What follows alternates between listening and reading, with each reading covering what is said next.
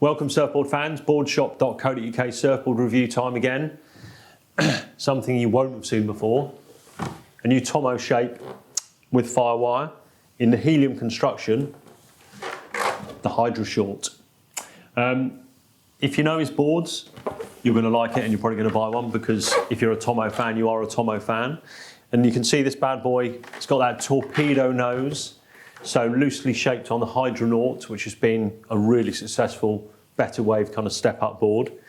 So the Hydroshort, as you might imagine, is pitched at more smaller to medium-sized waves to maximise performance in those conditions with that combination of wave catching, but also Tomo's trademark speed and his throw-about ability. I've registered that word, so no one else is allowed to use it now. So key features. Torpedo nose, as you said. Soft squash tail. I think I might have invented that as well.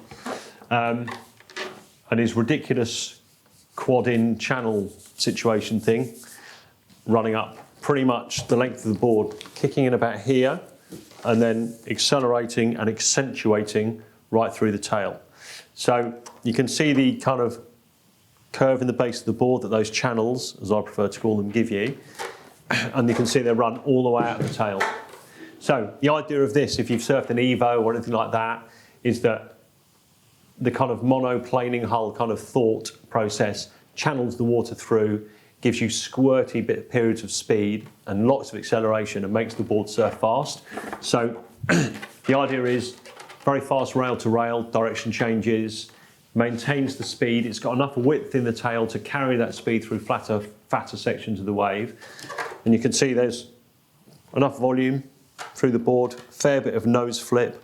So this board is aimed at, as I said, the Tomo devotee, but also someone looking for a performance board in small to medium waves, where you want to maximise that ability to lay it on a rail, carve chunks, as they say in America, and basically have a lot of fun if you can, and really throw the board about. Volume-wise, it's fairly generous. The 6.0 is 34.5 litres, 5.10 is about 31.5. So it's not some little cocktail stick for the preserve of 14-year-old 8-stone kids. It's a good shape, good volume distribution for the everyday surfer as well as a pro. Can you see more channels there? Quad-in channels there? I think you probably can. And of course, in the Helium construction, it's lightweight, it's twangy, it's fast, it's bloody tough as well. You're not going to pressure ding this board to death after a couple of surfs, and it's going to keep that performance and that durability, probably longer than you'll last. So, where's it going to fit in your quiver?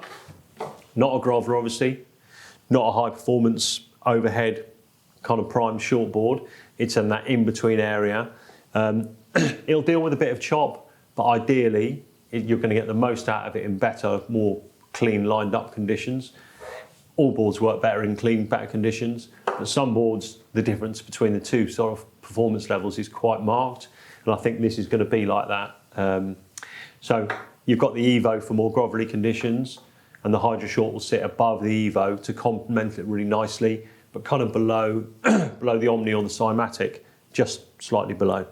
But as always with Tomo boards, they're well researched, they're incredibly well designed, and they work.